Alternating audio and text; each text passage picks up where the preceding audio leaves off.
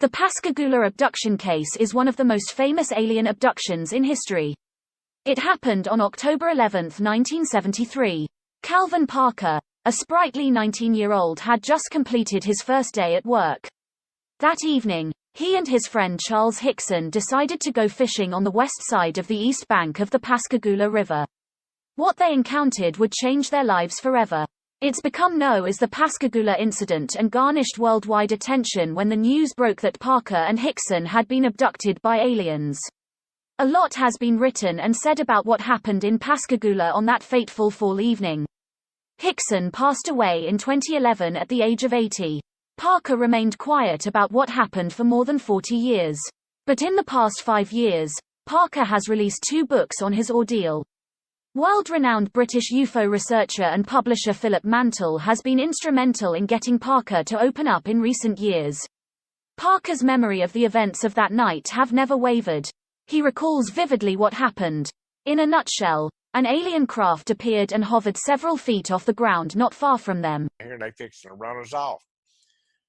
Well, about that time we both stood up and turned around. And when we did, the light got so bright, it was like a big spotlight they had put on us. And it was blinding, almost, you just barely couldn't see anything. But when our sight started coming back, and this was fast too, there was 3 bulky looking creatures that was coming out of this craft. And they was just kind of gliding across the top of the marsh grass. Well, as they got closer, I noticed, or I was looking, and they looked like big Green Bay Packers coming toward us. They didn't have a neck, or their head just kind of set all the way down on their shoulders and all. And 2 of them reached and got a hold of Charlie, and one of them got a hold of myself. Well, here I was thinking about somewhere to run, but it wasn't anywhere to run, because we had water in the front with a lot of debris in it, water on the left side of me and water on the right, being out on that pier.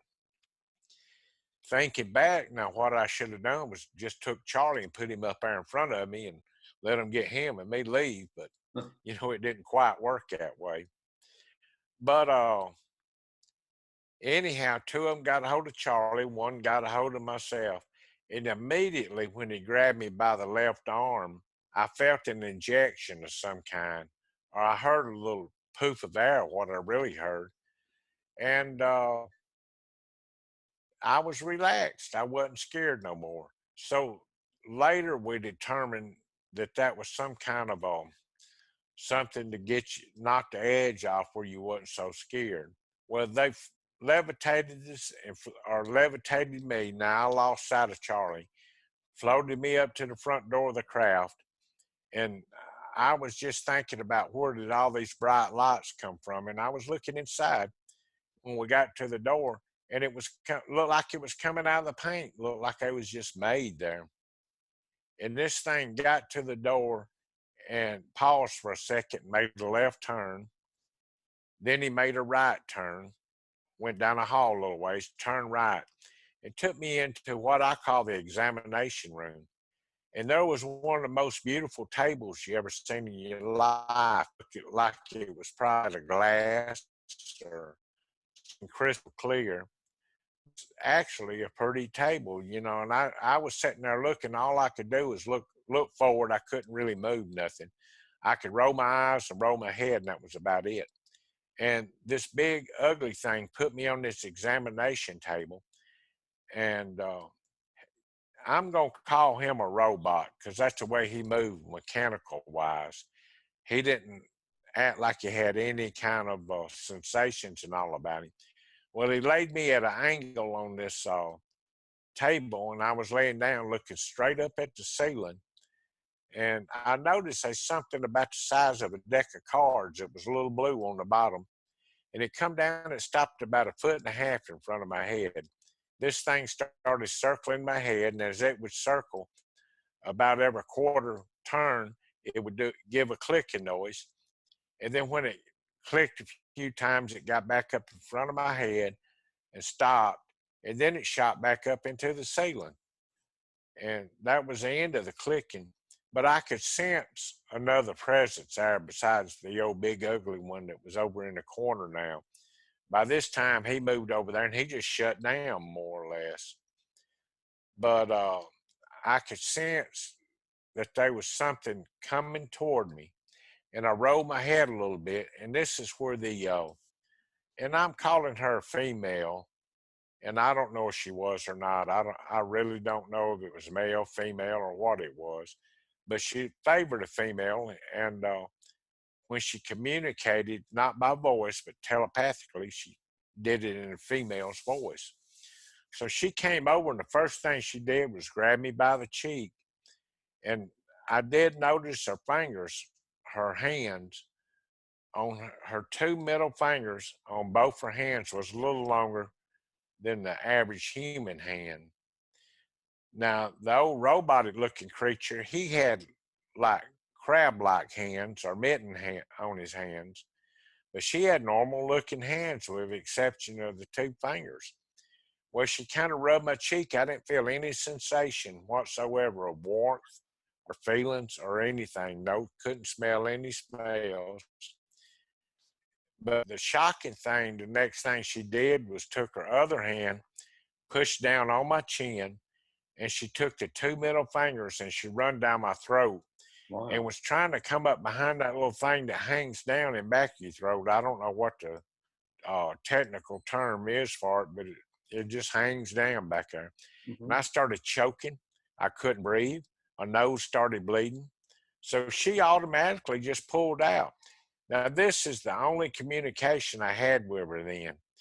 And she said telepathically, her mouth didn't move because I was sitting there looking at it. And I was about to choke still. She says, "We're not going to harm you." But it was in like an old redneck girl's voice, like somebody, I would talk to most all the time. And I didn't understand that if they was from somewhere else. And I really wasn't for sure then where they was from.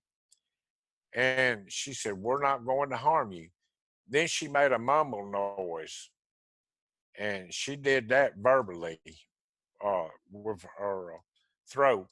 And the old big ugly went in the creek corner over there, popped up like a jack in the box. And he come back over to me, grabbed me by the left arm again. And this is when I felt another injection going in my arm.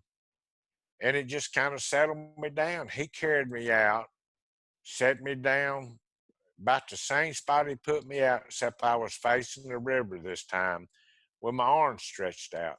Now, this is the first time I've heard Charlie. He said, Calvin, you okay, son?" And then we turned around and looked at the craft. He was on the ground. He stood up about the same time I did. And we turned around and looked. And this thing just picked up off the ground a little bit. Then when it got up a little ways, it just disappeared into the sky. It was so fast, like a streak of lightning. Parker was abducted again by the same aliens 20 years later in 1993. On this occasion, he was able to get a little payback on his female visitor. In 1993, I had somewhat of a close encounter. And this actually came out in hypnosis with Bud Hopkins. And what I found out is, and then my memory started coming back on it when it got jogged. But in 93, it was pretty much the same beings or whatever they were.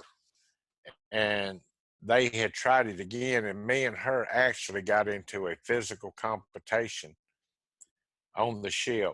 Wow. And, I beat her head against the wall. I was tired of being taken against my will. Yeah. But I really think they had come back to get some kind of something out of me that she might have left in me, maybe something to keep track of where you are, or your health or something. Mm-hmm. So, it's just really hard to say why they come back. Yeah. But not since then I hadn't. Parker's description of his abductors was very clear. However, until he underwent regression therapy with Bud Hopkins, his impression of the alien woman was always a little vague. But that changed when he was able to recall his ordeal with the help of Hopkins.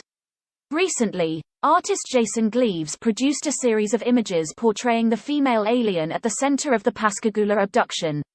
According to Philip Mantle, Gleaves has captured the moment perfectly. He said, "Last year my friend and colleague Jason Gleaves spent some time on Skype and email talking to Calvin Parker about the female alien he encountered. As you may know, we've never had a good artist rendition of what the female alien looked like. Well, Jason produced a piece of artwork that Calvin was happy with, and this will be used in the graphic novel we are working on."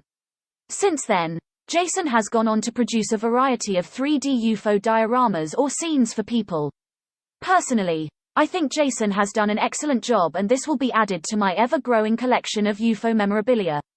The Pascagoula incident will soon be immortalized on film. It will be presented as a documentary series. Filming was to have started early in 2020, however. The COVID-19 restrictions set production of the series back.